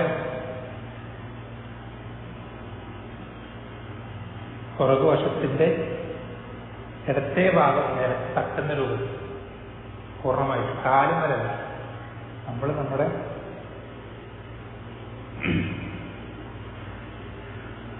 അതേസമയം ഈ ഇടത്തെ കാലം ചെയ്യണം, വലത്തെ കാല് കുത്തിയിട്ടില്ല. വലത്തെ കാലിന് യാതൊരു മാറ്റമില്ല. ഇഫ്തിറാഷിലും തവറുക്കിലും വലത്തെ കാല് ഇതുപോലെ തന്നെ നാട്ടി വെച്ചിട്ടുണ്ട്. കുത്തി വിരലുകൾ ഇവരേക്ക് നേരെ ആക്കിയിട്ടുണ്ട്. ആ വ്യത്യാസം വരുന്നത് നമ്മൾ ഇഫ്തിറാഷില് ഇടത്തെ കാല് കിടത്തി വെച്ച് അതിന്റെ നേരെ ഇരുന്നെങ്കിൽ ഈ കാല് നമ്മൾ എന്ത് ചെയ്യും? നേരെ വലത്തെ കാലിന്റെ അടിയിലേക്ക് കൊണ്ടുപോകും. അത് നമ്മളവിടെ നിലത്തിരിക്കും. നമ്മളവിടെ നിലത്ത് ഇരിക്കും. അപ്പൊ വലത്തെ കാല് നേരത്തെ അതേ സ്ഥലത്ത് തന്നെ ഇടത്തെ കാല് ഈ വലത്തെ കാലിന്റെ അടിയിലെത്തി. നമ്മൾ ഇരിക്കുന്ന നിലത്തുമാണ്. ഈ ഒരു വ്യത്യാസമാണ് എന്തിനുള്ളൂ? തവറുക്കിൽ. ഈ തവറുക്കിന് എപ്പോഴും സുന്നത്തെപ്പോഴാണ്? അവസാനത്തെ തശഹുദ്. അവസാനത്തെ തശഹുദ്. അവസാനത്തെ തശഹുദിൽ പറയുമ്പോൾ ഒരു വിഷയം വരും. സുബൈ നിസ്കാരത്തിൽ തശഹുദിൽ നമ്മളെ തവറുക്കാണ് ഇരിക്കുക, ഇഫ്തിറാഷാണ് ഇരിക്കുക. സുബൈ നിസ്കരിക്കുമ്പോൾ തശഹുദിൽ തവറുക്കാണ് ഇഫ്തിറാഷാണ്.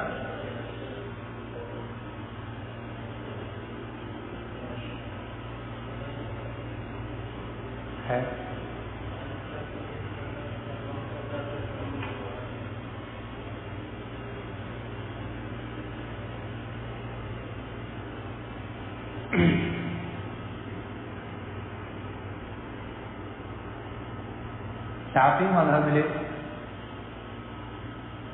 തവറുക്കാണ് സുന്നത്ത്. എപ്പോ? സുബഹി നിസ്കാരം. ഹംബലി മദ്ഹബില് ഇഫ്തിറാഷാണ് സുന്നത്ത്.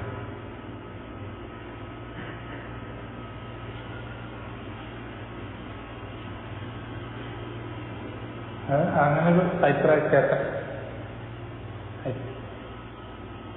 അങ്ങനൊരു അഭിപ്രായ വ്യത്യാസമുള്ളൊരു മസലയാണ്.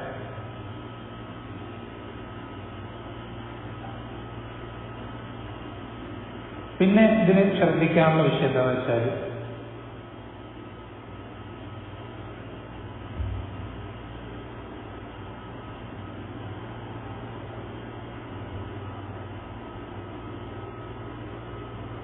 ഇനി പറയാതെ വിട്ടുപോയ കാര്യം എന്താണെന്ന് വെച്ചാൽ, സുജൂദ് നമ്മൾ നേരത്തെ പറഞ്ഞപ്പോൾ ശ്രദ്ധിക്കേണ്ട കാര്യം, സുജൂദിന് 7 അവയവങ്ങൾ എന്ത് ചെയ്യണം? നിലത്ത് 7 അവയവങ്ങളിലായിക്കൊണ്ടാണ് സുജൂദ് ചെയ്യുന്നത്. 7 അവയവങ്ങളിലായിക്കൊണ്ടാണ് സുജൂദ് ചെയ്യുന്നത്.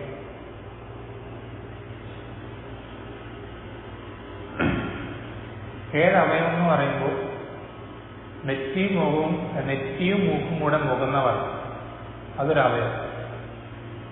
പിന്നെ 2 കൈപ്പത്തികൾ, 2 കാൽമുട്ടുകൾ, 2 കാൽപാദം. കാൽപാദം നമ്മൾ ശ്രദ്ധിക്കേണ്ടത്, ഇത് പ്രത്യേകം സൂചിപ്പിക്കുന്ന കാരണം വെച്ചാൽ, മിക്ക ആളുകളുടെയും ബാക്കിയൊക്കെ ശരിയാവുമെങ്കിലും കാൽപാദങ്ങൾ വളരെ ശരിയായ രൂപത്തിൽ അധികം കാണാറില്ല.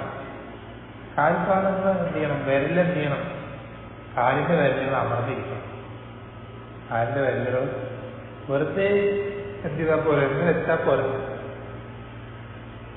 വെറുതെ കാലിന് വെച്ചാൽ പോലെ, കാലെന്ത് ചെയ്യണം? ഇങ്ങനെ അമർന്നിരിക്കണം. സുജൂദ് ഞാൻ ഇരുത്തത്തിന്റെ കാര്യമില്ലാത്ത പറയാം. ഇരുത്തത്തിൽ നമ്മൾ ഇരിക്കുമ്പോൾ ഇഫ്തിറാഷിലും തവറുക്കിലും വിരലിന് എന്ത് ചെയ്യണം? അമർന്നിരിക്കും. സുജൂദിൽ എന്ത് ചെയ്യണം? സുജൂദിലും അത് ശരിയായ രൂപത്തിൽ അമർന്നിരിക്കേണ്ടതുണ്ട്. അതുപോലെ തന്നെ തവറുക്ക് ഇരിക്കുമ്പോൾ മിക്ക ആളുകൾ ഇരിക്കുക ഒരു പി ഷേപ്പാണ്, വളഞ്ഞിട്ട്. എന്താ അതിൻ്റെ ആവശ്യം? അതിനിരിക്കേണ്ട ആവശ്യമില്ല.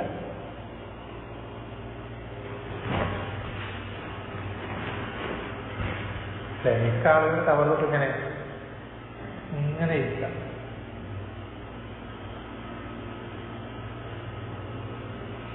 അതുപോലെ തന്നെ ഇഫ്തറാശം തിരിച്ചിരിക്കുമ്പോൾ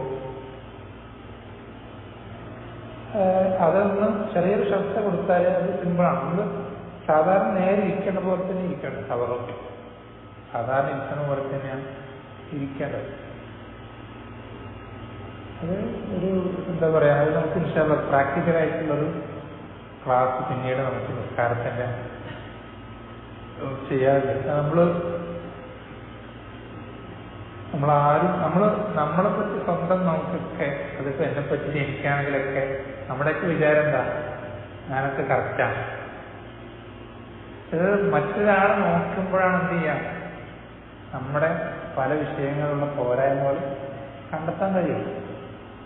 അതുകൊണ്ട് തന്നെ എന്ത് ചെയ്യണം, ഇൻഷാ അല്ലാഹ് ഒരു ദിവസം നമ്മളെ എല്ലാവരും നിസ്കരിപ്പിക്കണം. ഇൻഷാ അല്ലാഹ് അത് ഒറ്റയ്ക്ക് തന്നെ നിസ്കരിക്കണം. അത് നിസ്കാരത്തിന് വിഷയമായതുകൊണ്ട്, വളരെ ഗൗരവമുള്ളതായതുകൊണ്ട് എല്ലാവരുടെയും സഹകരണം എന്ത് ചെയ്യണം, ആ വിഷയത്തിൽ പ്രതീക്ഷിക്കാം. പിന്നെ അടുത്ത വിഷയം, ഫിഖ്ഹിന്റെ ക്ലാസ് അല്ലാത്തതുകൊണ്ടാണ് അങ്ങനെ അഭിപ്രായ വ്യത്യാസങ്ങളും അറിവുകളും കാര്യങ്ങളിലേക്കൊന്നും കടക്കാറുണ്ട്. വിഷയം ദീനിന്റെ അർക്കാനുകൾ വേഗത്തിൽ മനസ്സിലാക്കാനുള്ളതാണ്. അടുത്ത റുക്കിനാണ് മൂന്നാമത്തെ സക്കാത്ത്, ഈതാഉ സക്കാത്ത്. സക്കാത്ത് കൊടുത്തു വിട്ടാൽ മതി.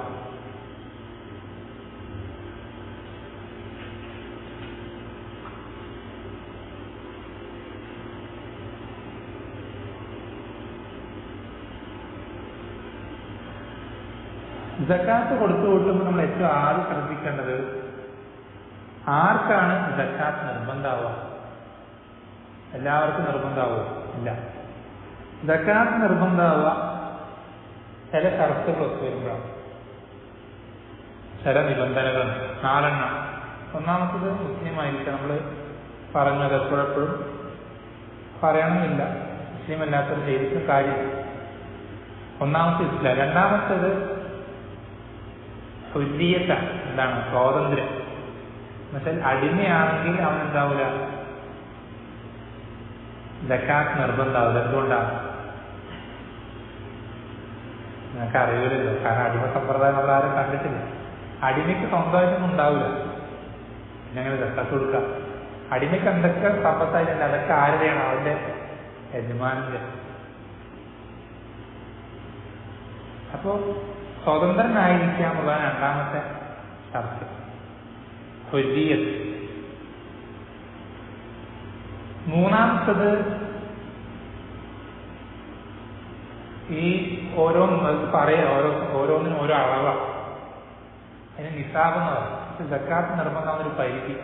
ആ പരിധി ഉടമപ്പെടുത്തുക, ആ പരിധിയിൽ ഉടമസ്ഥനായിരിക്കാം.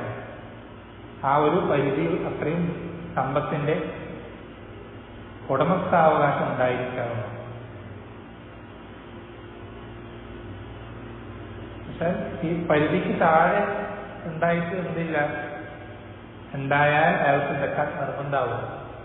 ഈ പരിധിയോ അതിനേക്കാൾ മുകളിലോ, ഈ പരിധിയോ ആ പരിധിക്കാൻ നിസാബ് എന്ന് പറയും. ആ പരിധിക്കാൻ നിസാബ് എന്ന് പറയും. അത് ഓരോന്നിനും വരുന്നുണ്ട്. പലതരത്തിലും ഓരോന്നിനും ഓരോ തരത്തിലാണ് നിസാബ്. ഓരോന്നിനും ഓരോ തരത്തിലാണ് നിസാബ്.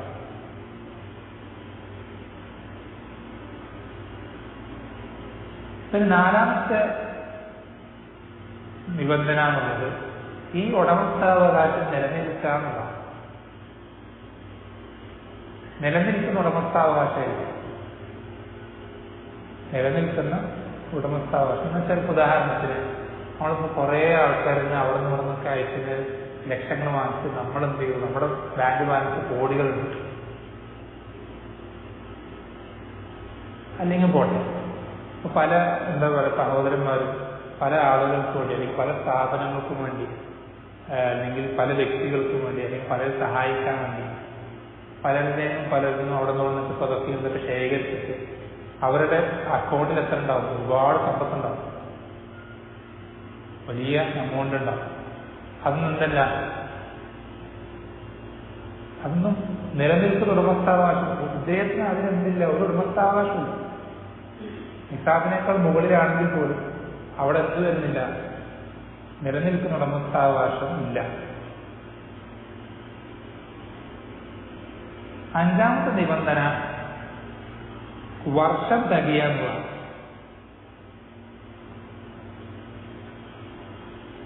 അത് ചിലതിനുള്ളൂ കേട്ടോ. ചില സമ്പത്തിനിനങ്ങളിലാണ് വർഷം തികയണമെന്ന് നിർബന്ധമുള്ളത്. ഏതിലൊക്കെയാണ്?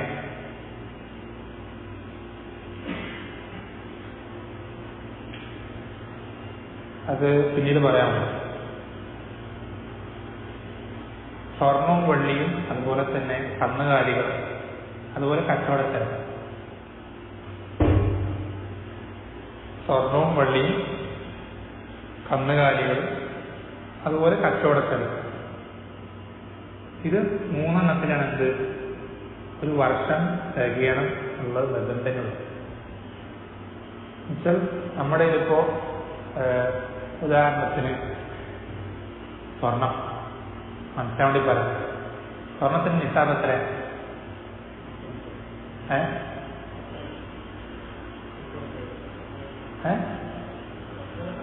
10.5 പവൻ. 10.5 പവൻ. 10.5 പവൻ എന്ത് ചെയ്തു? ഒരു സമയത്ത് നമ്മുടെ കയ്യിലുണ്ടായി. 10.5 പവൻ നമ്മുടെ വീട്ടിൽ നമ്മുടെ ഭാര്യയ്ക്കും മക്കൾക്കും എല്ലാവർക്കും കൂടുതൽ 10.5 പവൻ ഒരു സമയത്ത് ഉണ്ടായിരുന്നു. അങ്ങനെ ഉണ്ടായി അടുത്ത വർഷം ആകുമ്പോഴേക്കും എന്തായി? അതൊക്കെ പലതിനായി വിറ്റുപോയി, ഒക്കെ കഴിഞ്ഞ് ചെലവായി. ഇപ്പോ എന്തെങ്കിലും ഉണ്ടെങ്കിൽ ഉണ്ട്, അല്ലെങ്കിൽ ഇല്ല, അല്ലെങ്കിൽ വളരെ കുറച്ചേ ഉള്ളൂ. ഇങ്ങനെ ആയിക്കഴിഞ്ഞാൽ അതിനെന്ത് വേണ്ട? പക്ഷെ ആ നേരത്തെ ഉണ്ടാകുന്ന 10.5 പവൻ എന്ത് വേണ്ടതില്ല, എന്ത് കൊടുക്കേണ്ടതില്ല? സക്കാത്ത് കൊടുക്കേണ്ടതില്ല. ആ ഒരു നിസാബ് എത്തി നമ്മളതിന് ഉടമസ്ഥനാണ്, നമ്മുടെ സമ്പത്താണ്. എന്നാലും പോരാ, അത് അങ്ങനെ തന്നെ എന്ത് ചെയ്യണം? ഒരു വർഷം കഴിഞ്ഞാൽ അങ്ങനെ തന്നെ ഒരു വർഷം കഴിയണം. അപ്പോഴാണ് എന്ത് കൊടുക്കുക? അപ്പോഴാണ് സക്കാത്ത് കൊടുക്കൽ നിർബന്ധം. അപ്പോഴാണ് സക്കാത്ത് കൊടുക്കൽ നിർബന്ധം. എങ്ങനെ? കന്നുകാലികൾ അങ്ങനെ, കന്നുകാലികൾ അതുപോലെ തന്നെ കച്ചവടച്ചരക്ക്.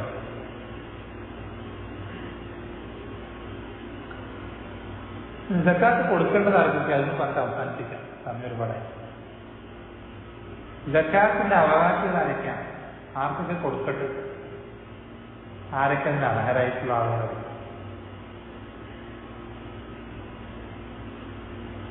ആയത്ത് പഠിക്കണം. ആയത്ത് പഠിക്കണം. ഏതാണ് ആയത്ത്? സൂറത്ത് തൗബയിലെ 60-ാമത്തെ ആയത്താണ്. സൂറത്ത് തൗബയിലെ 60-ാമത്തെ ആയത്ത്. ആ ഒറ്റ ആയത്തിൽ തന്നെ 8 അവകാശങ്ങളെയും പറയും. ഒറ്റ ആയത്തിൽ തന്നെ 8 അവകാശികളെയും പറയും.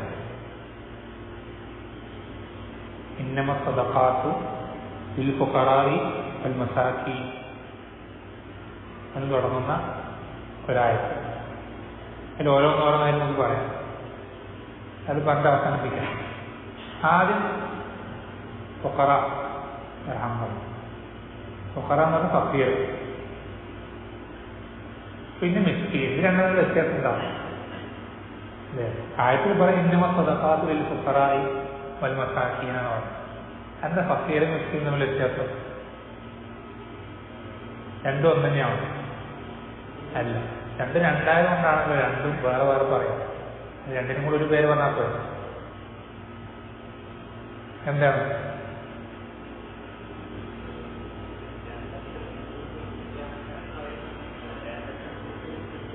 ആ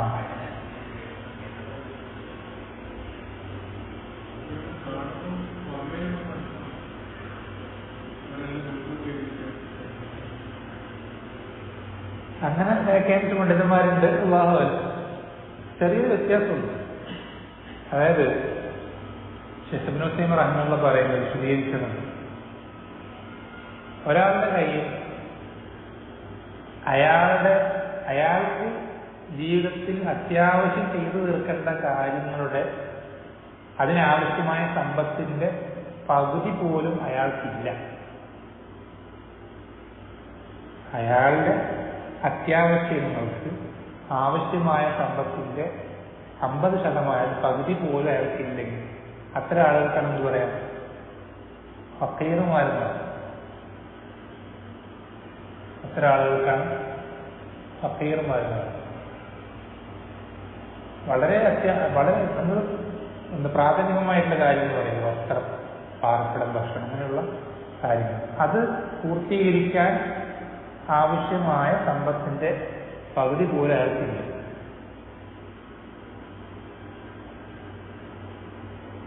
അപ്പൊ മിസ്കീൻ എന്ന് പറഞ്ഞാൽ എന്താ വ്യത്യാസം പറഞ്ഞാൽ അയാൾക്ക് ഈ പറഞ്ഞ അതേ ആവശ്യങ്ങൾ പൂർത്തീകരിക്കാനുള്ള സമ്പത്തിന്റെ പകുതി ഉണ്ട്, പകുതിയിലേറെ ഉണ്ടാവും. പക്ഷെ ഈ ആവശ്യങ്ങൾ പൂർത്തീകരിക്കപ്പെട്ടിട്ടുണ്ടാവും. അത്യാവശ്യങ്ങളുടെ കാര്യമാണ് പറയുന്നത്. ആ അത്യാവശ്യങ്ങളുടെ അത് പൂർത്തീകരിക്കാൻ ആവശ്യമായ സമ്പത്തിന്റെ പകുതിയോ അല്ലെങ്കിൽ പകുതിയിൽ കൂടുതലോ മിസ്കീൻ ഉണ്ടാവും. പക്ഷെ ആ ആവശ്യങ്ങളെല്ലാം പൂർത്തീകരിക്കപ്പെട്ടിട്ടുണ്ടാവും. അങ്ങനെയുള്ള ആൾക്കാർ എന്ത് പറയാം, മിസ്കീൻ എന്ന് പറയാം.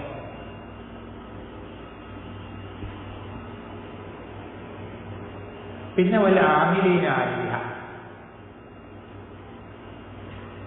ഈ വിഷയത്തിൽ പണിയെടുക്കുന്നവർ എന്ന് വെച്ചാൽ സകാത്തിന്റെ വിഷയത്തിൽ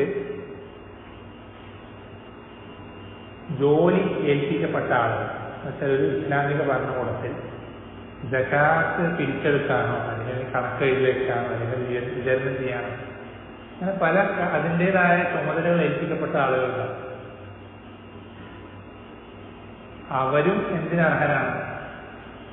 സകാത്ത് നൽകപ്പെടാൻ അർഹരാണ്.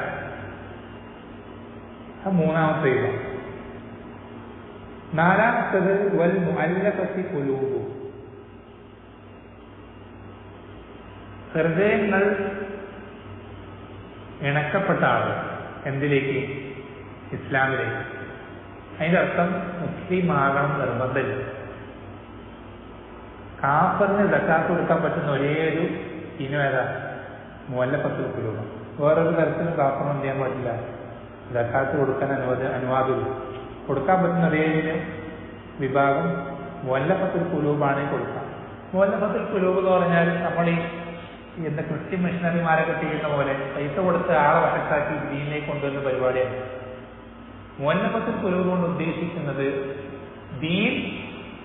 ദീനിൽ ഇസ്ലാമാണ് ഹക്ക് എന്ന് മനസ്സിലാക്കി, പക്ഷേ അതിന്റെ അടിസ്ഥാനത്തിൽ ജീവിതത്തെ മാറ്റം വരുത്താൻ ജീവിതത്തിലെ പല പ്രാരാബ്ധങ്ങൾ തടസ്സാൻ നിൽക്കുന്ന പല ആളുകളുണ്ട്.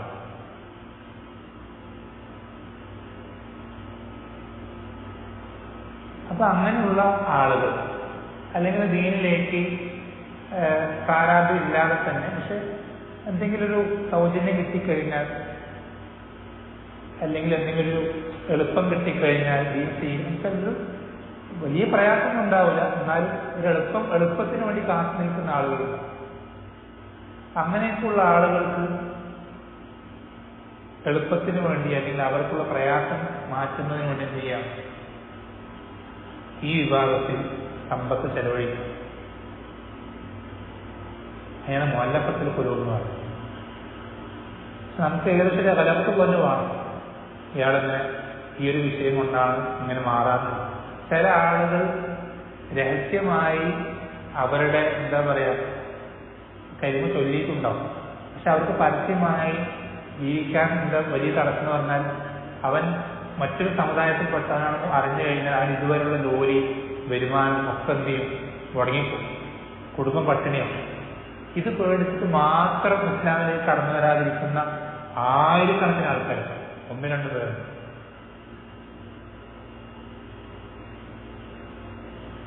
അങ്ങനെയുള്ള ആളുകൾ നമ്മുടെ ചുറ്റുമുണ്ട്. നമ്മളൊന്ന് ഇറങ്ങിക്കഴിഞ്ഞ് ചുറ്റുപാടൊന്ന് കണ്ണോടിച്ചതിന് മനസ്സിലാവും.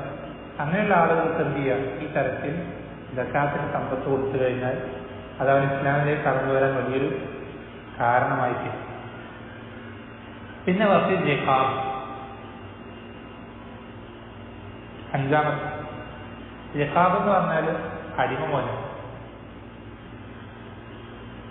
അടിമമോചനം അല്ലേ ഇസ്ലാമിന്റെ വലിയൊരു ഫോൾട്ടായിട്ട് വലിയ എന്താ പറയുക മോഡേണിസ്റ്റുകൾ എടുത്തു കാട്ടാനുള്ള കാര്യമാണ് ഇസ്ലാമിൽ അടിമ സമ്പ്രദായം ഉണ്ട്. ഇസ്ലാം ഒരിക്കലും അടിമ സമ്പ്രദായത്തെ പ്രോത്സാഹിപ്പിച്ചിട്ടൊന്നുമില്ല, നല്ലതാണെന്നുള്ള രൂപത്തിൽ എവിടെയും പറഞ്ഞില്ല. മറിച്ച് അടിമ സമ്പ്രദായത്തെ ഏറ്റവും എഫക്റ്റീവായ പ്രാക്ടിക്കലായ രൂപത്തിൽ മാറ്റാനാണ് എന്ത് ചെയ്തത് ഇസ്ലാം ശ്രമിച്ചിട്ടുള്ളൂ. ഇവര് പറയുന്ന ഒരു ഒറ്റയടിക്ക് എല്ലാ അടിമകളെയും സ്വന്തം നയിച്ചു കഴിഞ്ഞാൽ പല രാജ്യങ്ങളും ഇവരെന്നെ കണ്ടതാണ്. ഒരിക്കലും പ്രാക്ടിക്കലില്ല, വലിയ എന്താ പറയാ പ്രത്യാഘാതങ്ങൾ ഉണ്ടാകും. അതേസമയം ഈ ഇസ്ലാം പഠിപ്പിച്ചെന്ന ശർഈയായ രൂപത്തിൽ അതിൻ്റെതായ ഒരുപാട് വഴികളുണ്ട്, കരാർ എഴുതലും അങ്ങനെ ഒരുപാട് രീതികളുണ്ട്. ആ രൂപത്തിൽ അടിമമോചനം അങ്ങനെയുള്ള കാര്യങ്ങൾക്ക് എന്ത് ചെയ്യാം? സക്കാത്തിന്റെ സമ്പത്ത് വിനിയോഗിക്കാം. പിന്നെ വല്ല ഗാരിമീൻ എന്താ? കടം വാങ്ങി കുടുങ്ങിയത്. കടം വാങ്ങി കുടുങ്ങിപ്പോയി എന്നുവെച്ചാല് ചില ആൾക്കാരുണ്ട് വെറുതെ കടം വാങ്ങുന്ന ആൾക്കാർ, കൊടുക്കാനൊന്നും ഉദ്ദേശിച്ചു, അങ്ങനെയുള്ളവരല്ല ഉദ്ദേശിച്ചു. അല്ലെങ്കിൽ മുമ്പ് അങ്ങനെ ആയിട്ട് പിന്നീട് നന്നായി തൗബ ചെയ്തു, പക്ഷെ തൗബ ചെയ്ത് പിന്നെ മാറാൻ പറ്റുന്നില്ല, കാരണം ഇവനിപ്പോഴും കടത്തിൽ തന്നെ. അങ്ങനെയൊക്കെയുള്ള ആളുകൾ നമുക്ക് ശരിക്കും ആത്മാർത്ഥമായ അവരുടെ സത്യസന്ധത മനസ്സിലായി കഴിഞ്ഞാൽ അവരെന്ത് ചെയ്യാം? അവരാ തൗബയിലേക്ക് പൂർണ്ണമായും കൈപിടിച്ച് കൊണ്ടുവരാൻ ഈ സമ്പത്ത് നമുക്ക് എന്ത് ചെയ്യാം? കൊടുക്കാം, സക്കാത്തിന്റെ സമ്പത്ത് കൊടുക്കാം. അതുപോലെ തന്നെ വഫീ സബീലില്ല, അള്ളാഹുവിനെ മാർഗമില്ല. ഏതാണ് ഇതൊന്നും അള്ളാഹിന് മാർഗമല്ലേ? ഈ സബീലിൽ എന്താ പെടാ? ഏറ്റവും പെടാ ജിഹാദ്. ജിഹാദ് എന്ന് പറയുമ്പോൾ നമ്മൾ വിചാരിക്കേണ്ട വാളും തോക്കും നമ്മൾ ജിഹാദ് മാറും. ജിഹാദ് എന്ന് പറയുമ്പോൾ 2 ജിഹാദും പെടും. പേന കൊണ്ടുള്ള ജിഹാദും പെടും, ആയുധം കൊണ്ടും 2 ജിഹാദും പെടും. പേന കൊണ്ട് അങ്ങനെ ജിഹാദ് ചെയ്യാൻ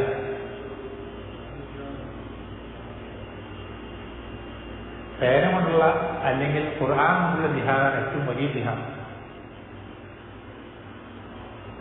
വജാഹിദുഹും ബിഹി ജിഹാദൻ കബീറ. ഖുർആൻ കൊണ്ട് റസൂലെ നീ അവരോട് എന്ത് ചെയ്യുക? വലിയ ജിഹാദ് നടത്തിക്കൊള്ളുക എന്നെന്ത് ചെയ്യാം? അള്ളാഹു കൽപ്പിച്ചു. ഖുർആൻ കൊണ്ട് അങ്ങനെ ജിഹാദ് ചെയ്യാം. തലബലിൽ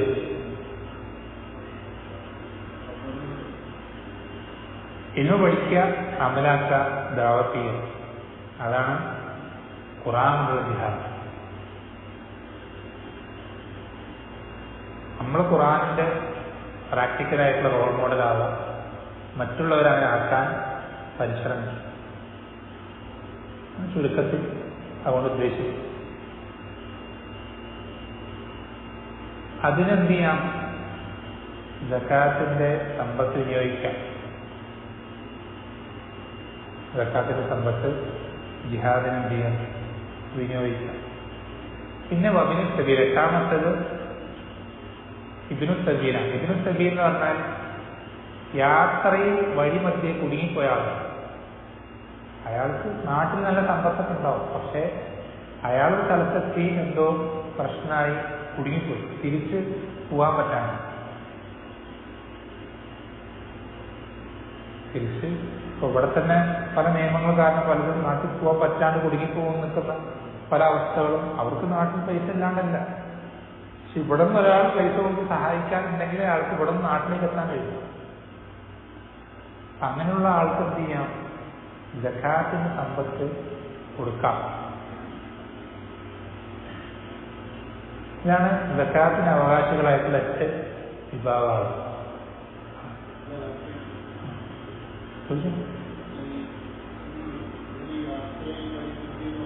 ആ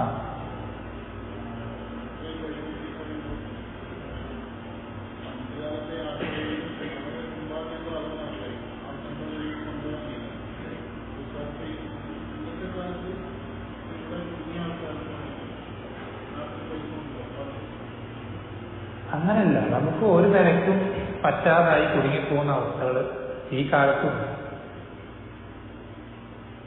ഇപ്പോ എന്താ പറയാ, ഒരു പരിചയത്തിലുള്ള ഒരാൾ, അയാൾ അങ്ങേറ്റ സമ്പത്തുള്ള ഒരാളാണ്.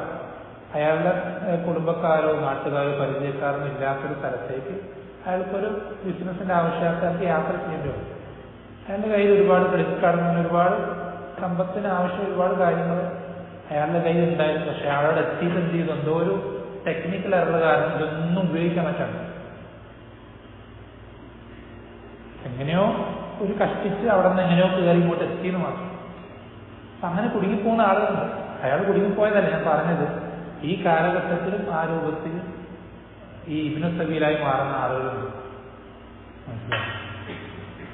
ഇതാണ് സക്കാത്തിന്റെ 8 വിഭാഗം. സമയല്ലേ ഇനി സക്കാത്തിന്റെ എന്താ പറയാ, സമ്പത്തിന് ഇനങ്ങൾ എല്ലാ ഇനത്തിനും ഒരേ നിസാബല്ല, വ്യത്യസ്ത തര ഇനങ്ങളുണ്ട്.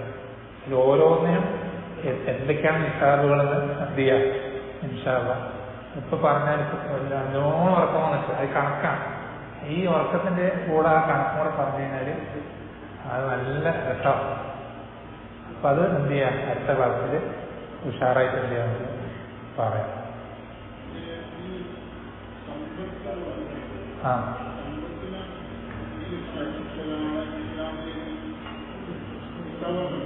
ആ